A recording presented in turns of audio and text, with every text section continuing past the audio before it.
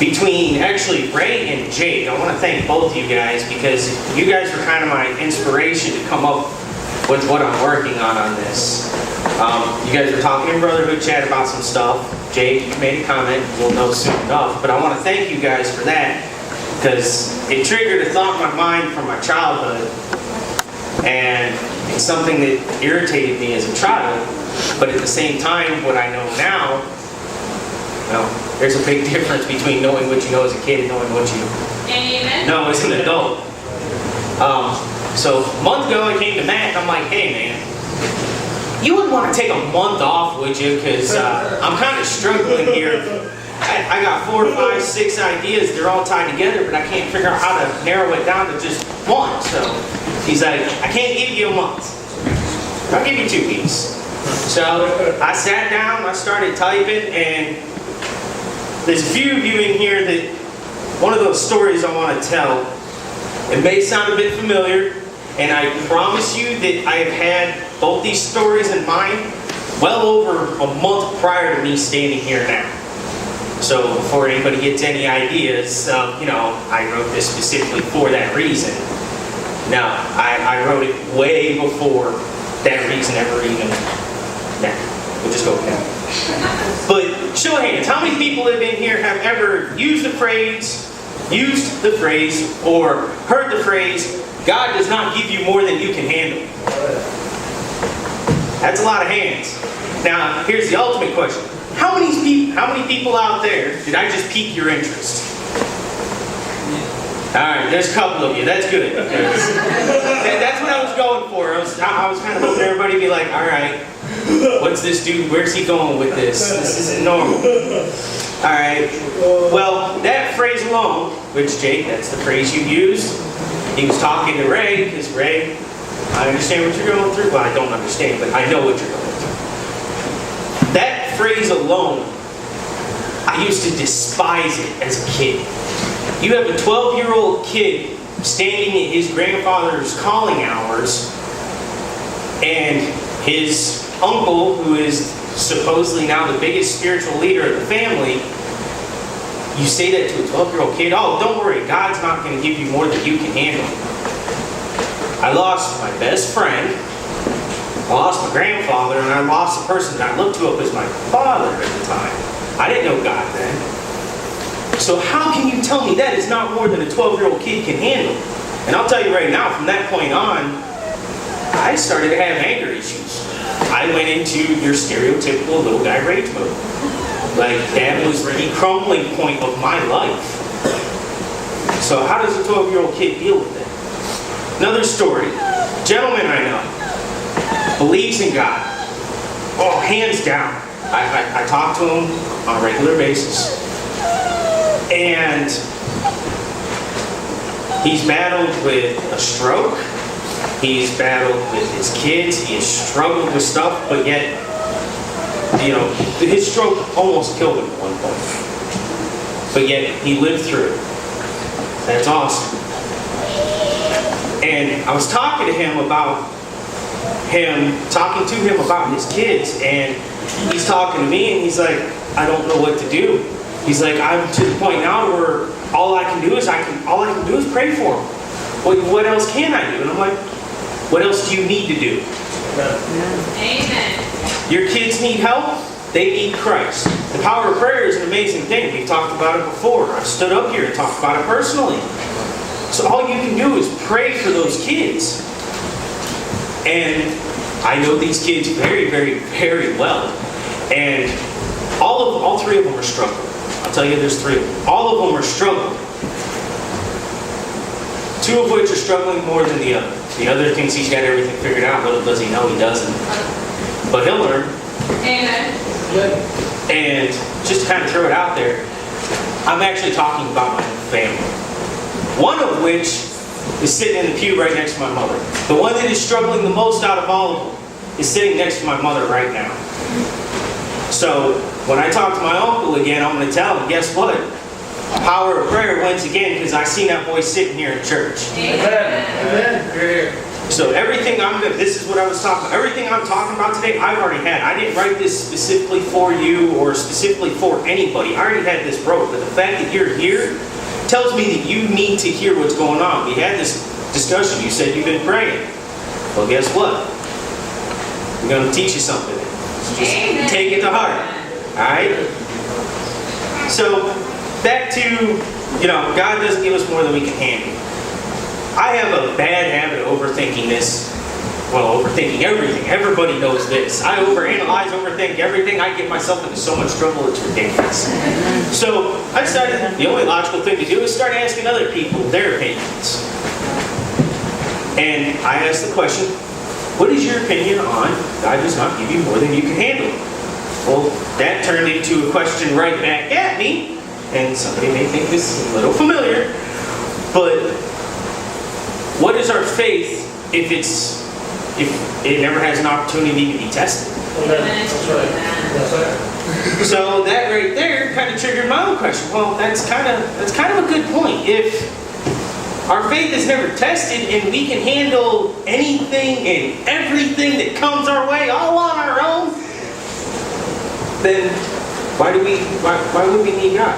Amen. So I've come to the conclusion that the statement isn't exactly true. Now there's different ways of looking at it, but I did my research. 90% of the time when that is applied, that statement is applied, it's saying that God won't give you more than you can take care of by yourself. That is the way 90% of people think that is how that is supposed to be, which, I'm sorry, that's not right.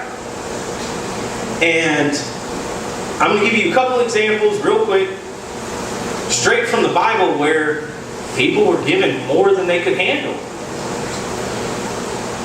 In Psalms 38, verses 4 and 8, we got King David.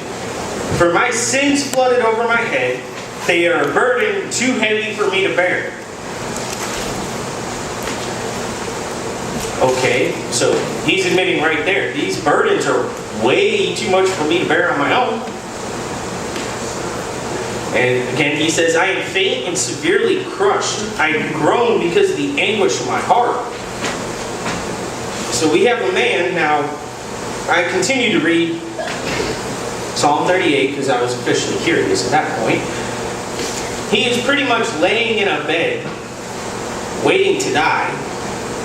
And all of his sins, everything he's ever done, is weighing on him. They are crushing him. They are tearing him apart.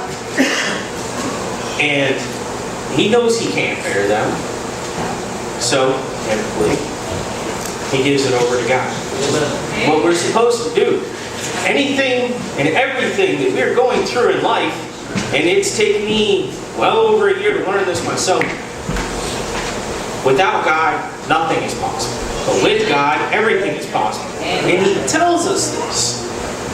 So, and I know there's a lot of people, I can handle this on my own. I can handle this on my own. Sorry, I'm one of those people. I was that way. I'll tell you straight up. I could take care of anything. It didn't matter what it was. I was invincible. Nothing could touch me. Yeah, boy, was I wrong. After I went through a lot of years, back and forth. I worked 6 months. Well, shoot, I'm sick. I'm down for a year. Worked 6 months. Well, down another year. Happened for consecutive 5 years. Just stupid stuff that keep happening. I get going good at work, everything start going good, boom, sick. And same thing over and over and over again. And it's like, all right, I can beat this. I got this, no big deal. It got to the point where I thought it was easy. And then it started to get hard, and then I got sick again, and it's like down in the dumps. And that's why I asked Jared to play, hills and valleys. And that's kind of how I look at my life. The points where I was working and everything seemed like it was going great. I'm sitting on top of that hill. I'm the king of the world. All right. And then I get sick and I'm in a valley. I'm at rock bottom. Can't go anywhere. And of course, at this point in my life, I still don't know who God is. I don't know who Christ is. So finally, I managed to, I get better and I'm back up on this hill, and then boom, slap back into a valley. So, Another case where a burden too big for a single person to bear is Mark 14, 34 and 35. And I'm going to tell you right now, this is in red lettering, so everybody knows who this is. Jesus says, 34. Then he said to them, "My soul is swallowed up in sorrow to the point of death. Remain here and stay awake."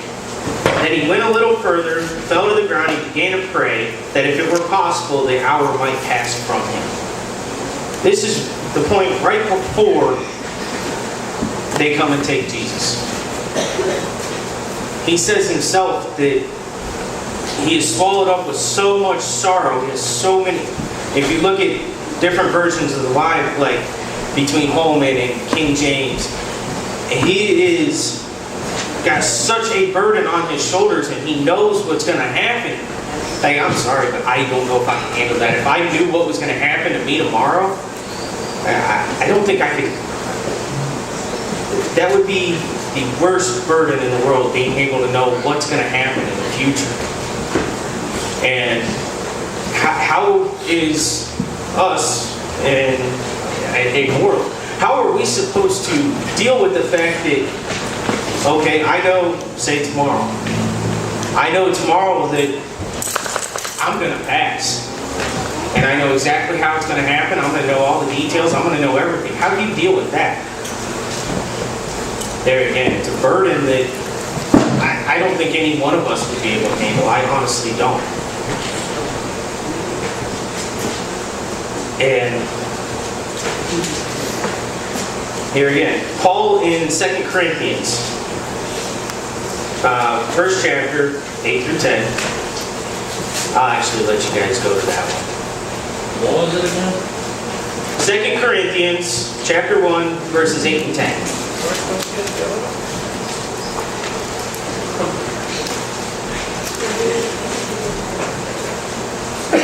Let me get an amen when somebody gets it. Amen.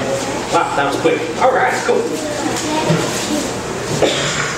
For we don't want you to be unaware, brothers, of our affliction that took place in Asia. We were completely overwhelmed beyond our strength, so that even we despaired of life. Indeed, we personally had a death sentence within ourselves, so that we would not trust in ourselves, but in God who raises the dead. He has delivered us from such a terrible death, and He will deliver us. We have put to our hope in Him that He will deliver us again. So, they feel like they're going to die. They're ready to die. They're waiting to die. But at the same time, they're also like, you know what? I'm not going to rely on myself to do this. So they turn to God, who raises the dead. And just like anything that happens in our lives, doesn't matter what we're going through, as long as we stand strong to our faith and we believe that He will take care of us, or believe that He will get us out of a situation, He's going to do it. It may not be within the time that we wish it was, but we're impatient. I don't care who you are. We're all impatient. Everything is time-based with us. But in God's time, if you stand behind your faith, you stand fast and stand strong, He will deliver you from whatever you're going through. There's a reason why you are in the situation you're in, and He's putting you through whatever He is putting you through. You got to take in what you can get out of it. Learn something from it. Find the good in whatever this bad situation is. There is always good in something.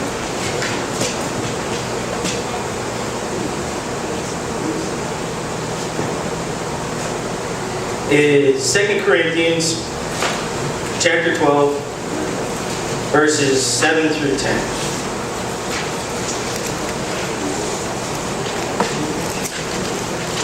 And this is the part where the whole statement of God does not give us more than we can handle kind of makes a little more sense. Because if you look at it as God does not give us more than we can handle, well, if you break it down, who is us? If you're talking about just you and me, well, us really isn't much. But if you look at us as in you and God, me and God, us with God, then we're talking about a whole nother level of possibilities. So, verse 7, because of these surpassingly great revelations, therefore, in order to keep me from being conceited, I was given a thorn in my flesh, a message from Satan, to torment me. 3 times I pleaded with the Lord, take it away from me. And I myself, and there's a few others in here, will be battling, going back and forth with whatever it is. We plead and beg and say, please take this from me. I cannot handle it. I don't want anything to do with it. Just take it. Take over. Just do something with it. Get it out of my life. And over and over and over again, I've been up here at the altar 100 times, pleading and praying that He takes something away from me. And His response to this is, verse 9, but He said to me, my grace is sufficient for you, for my power is perfected in weakness. Amen. Therefore, I will most gladly boast all the more about my weakness. So, back to the hills and valleys thing. On top of the world, everything's great. You know, you're praising God, everything's going great. Then you get back down into that valley, you're at your weakest point. And there's a lot of times, and I believe Matt preached on it here a couple weeks ago, it takes somebody being in that valley at their lowest point before they'll even consider that God exists, because what else do they have? So when we're in those valleys, we're at the weakest point of our lives, that's ultimately when we're like, okay, take control. I'm done. I can't handle it. That's when you scream at our neighbor. Yes, it is. That's when and then boom, right there. That's when He's like, my grace is sufficient for you. Amen. Now, when you look at grace, without His grace, we have nothing. Amen. Just like this morning, His grace is His love. His love for us is more powerful than anything we could ever possibly try to imagine. I mean, I love all you guys to death. I really do. But my love for everybody in this room combined isn't even a tiny little, pencil prick on a piece of paper that is in comparison to His love for us. So if we go about our days and we continue to give everything to Him, I'm honestly, after working on this sermon plus the other ones that I've been working on, I'm honestly to the point I wouldn't mind staying weak for the rest of my life. I really wouldn't. But at the same time, He's not going to allow that. That's right. Because I may be weak today, I may be weak tomorrow, I may be weak for a solid month. But there's going to be a point in time where everything He's taught me throughout my weakness, it's going to make me strong. And in that strength, He's going to put me to work. There's going to be a purpose why I had to go through those times of weakness, and times of turmoil and stress and anguish, and just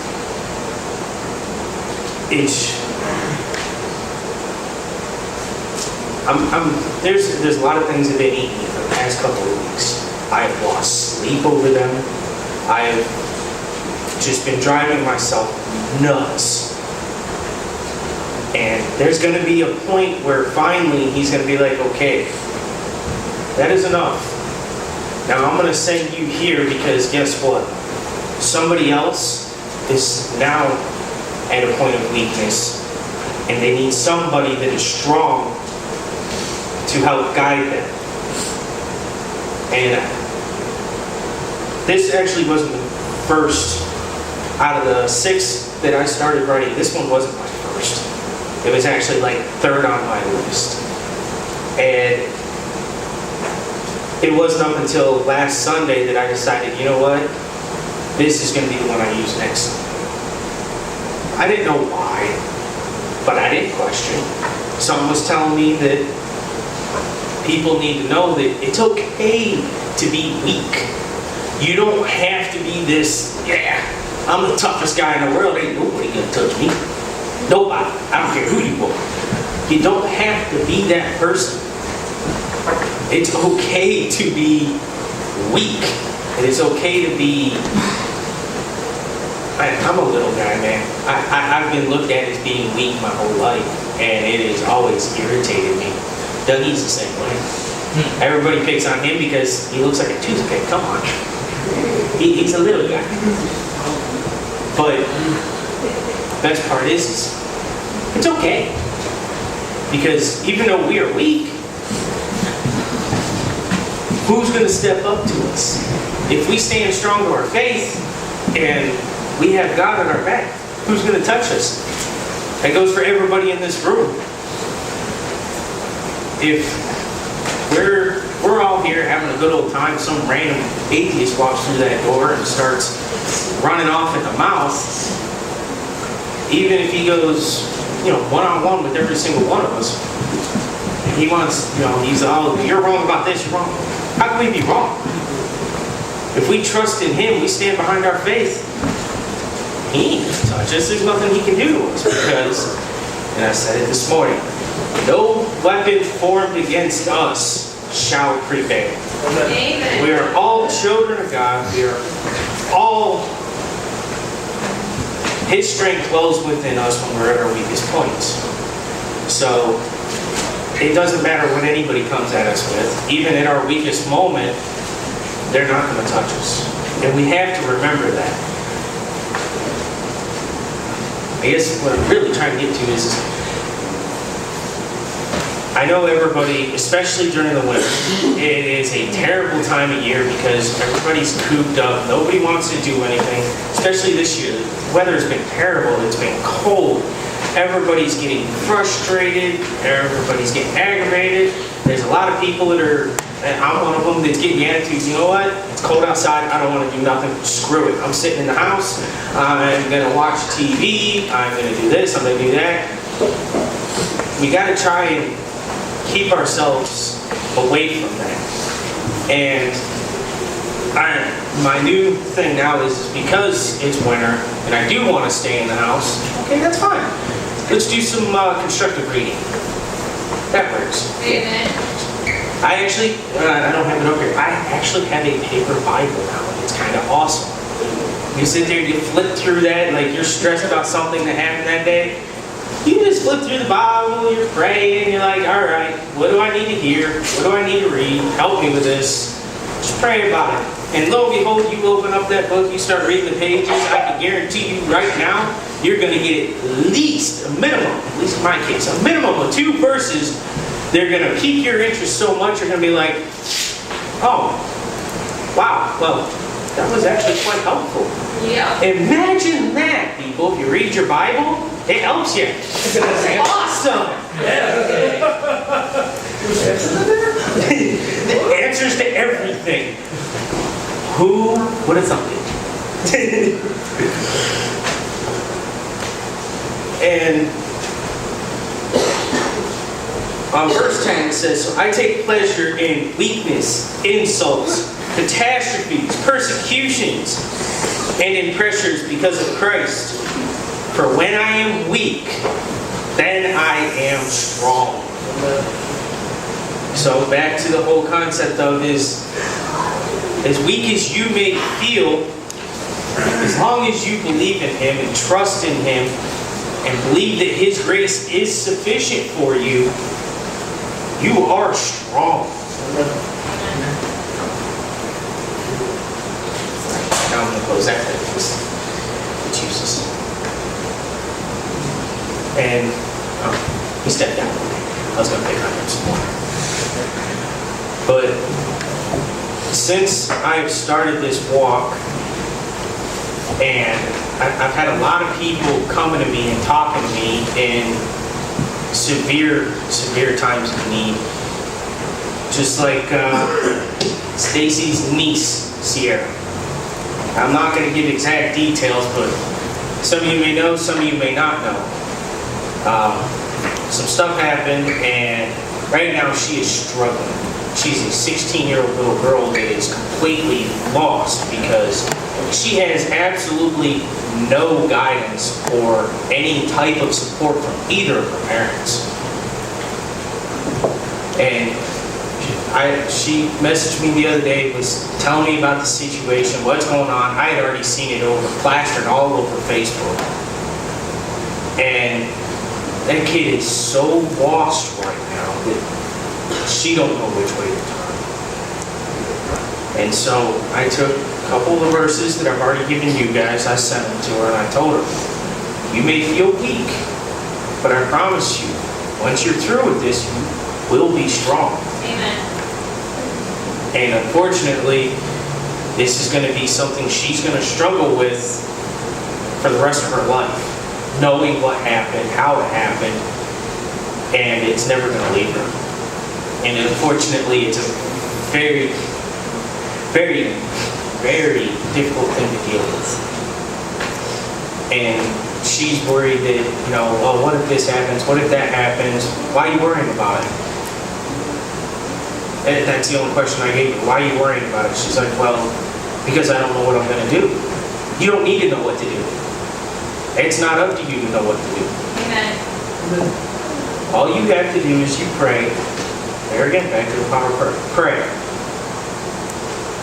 And He'll take care of it. All you got to do is trust in the fact that He is going to take care of it.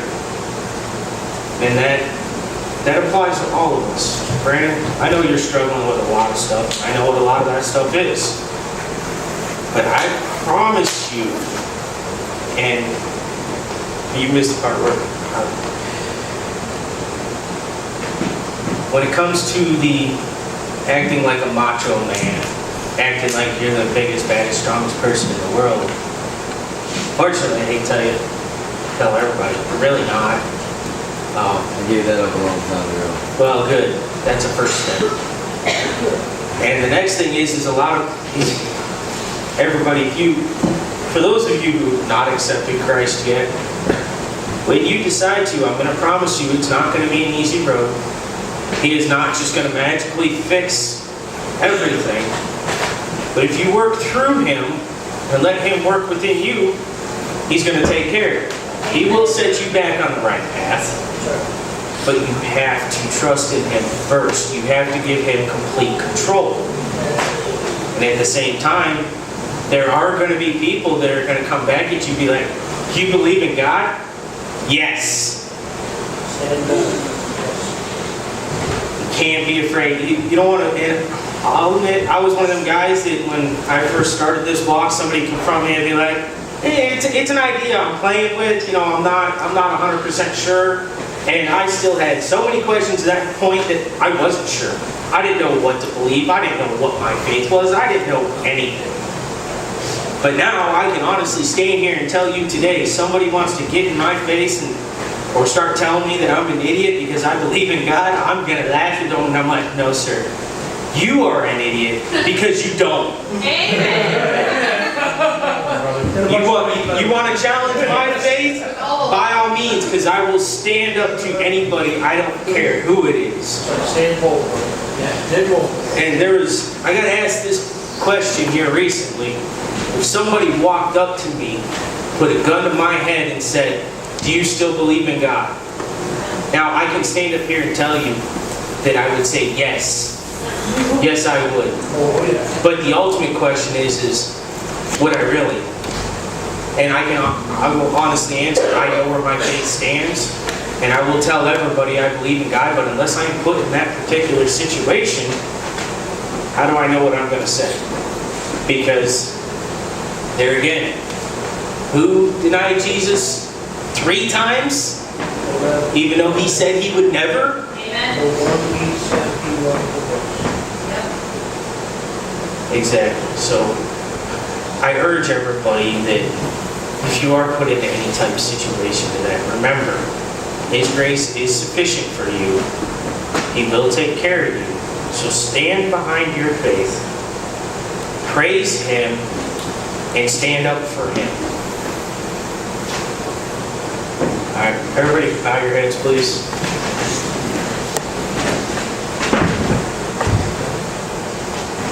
Heavenly Father, we thank you for all the blessings that you've given us, and we thank you for your grace. We thank you for just taking care of all of us. We understand that you will put more on our plate than we can handle, but we now know that you and you alone can take care of anything and everything that comes in our path, Lord. And we ask that you take care of those things.